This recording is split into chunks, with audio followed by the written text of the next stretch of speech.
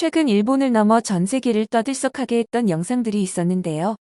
일본에서 유행하는 놀이에 대한 영상이었지만 놀이라고 표현할 수 없는 영상들이었습니다. 현재 일본에서는 일반적인 상식이 벗어난 일들이 일어나고 있었습니다.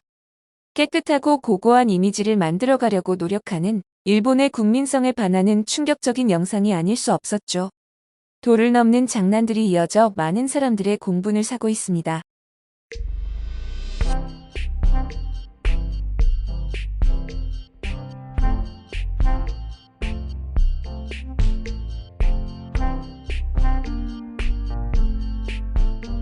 보통 회전 초밥집에서 일어나고 있는 일들로 남이 주문한 접시 중간에서 초밥만 집어가거나 지나가는 초밥에 와사비를 잔뜩 발라 놓는 등 상식 이하의 행동들을 하면서 자랑스러운 양 웃기까지 하고 있는 짧은 영상들이었습니다. 역겹다, 양심 없다라는 일본인들의 반응이 쏟아져 나오고 있지만 자정되는 분위기가 아닙니다. 비슷한 류의 영상들이 생성되어 일파만파 퍼져나가고 있기 때문인데요.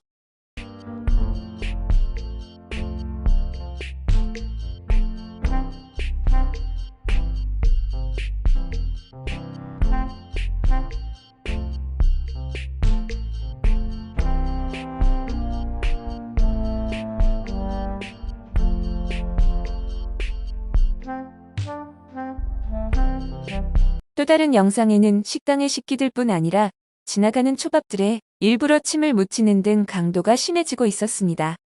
누가 더 심각한 장난을 치는지 내기라도 하는 듯 도를 넘는 행동의 영상이 계속됐습니다. 회전 스시에 간장통을 핥고 레일 위를 도는 스시에 침을 바르고 했던 사람들의 모습에 도덕과 이성이 사라져버린 세상을 보고 있는 것 같아 참담하기 그지없었습니다. 나쁜 장난이 유행처럼 번지자 일부 회전 초밥 업체들은 회전 레일을 모두 없애겠다고 밝히기도 했는데요. 이게 단순히 레일을 없앤다고 해결될 문제는 아닌 것으로 보이죠.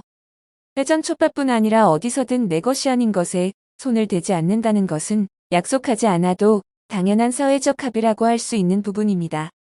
사람들의 건강과 관련된 위생과 같은 부분은 더욱 말할 것도 없는데요.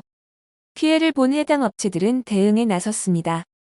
해당 업체들이 이번 사안에 대해 진행 상황과 경고장을 올리며 일단락되기도 했습니다.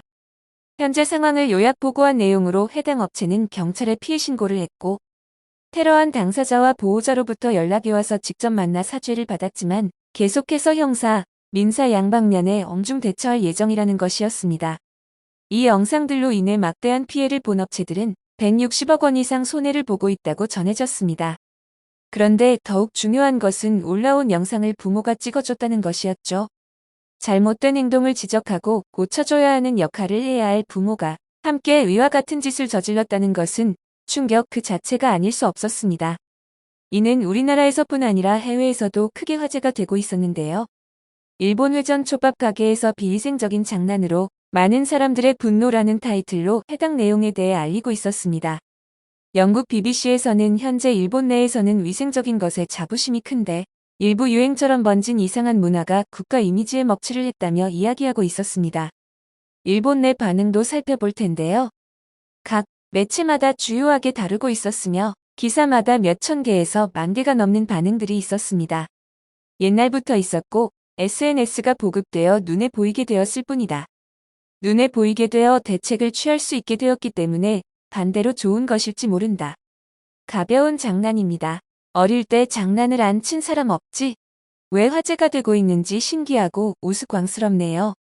도를 넘는 행위를 가벼운 장난이라며 옹호하는 댓글이 있다는 사실이 더 놀라웠습니다. 일본에 이런 일이 마치 미투처럼 관련 영상이 고백처럼 올라오고 있었죠. 불고기를 파는 식당에서 식사를 마친 남성이 손님이 식탁에 있는 이쑤시개로 치아를 청소하고 썼던 그 이쑤시개를 케이스에 넣고 흔드는 모습을 SNS에 올리기도 하며 또 한 번 파문이 일어나고 있습니다.